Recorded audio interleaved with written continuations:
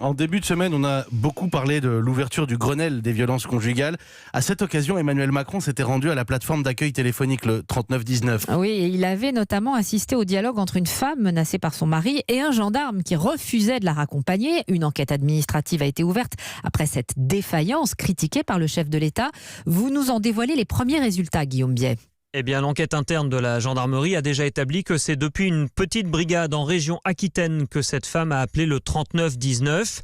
Une plaignante désormais identifiée, tout comme le gendarme qui refusait de la raccompagner. Il s'agit d'un jeune adjoint volontaire peu expérimenté. L'IGGN va maintenant chercher à comprendre pourquoi, dans quelles circonstances il a opposé ce refus, sachant qu'au début de l'année, cette mère de famille avait porté plainte contre son mari pour violence par conjoint et menace de mort.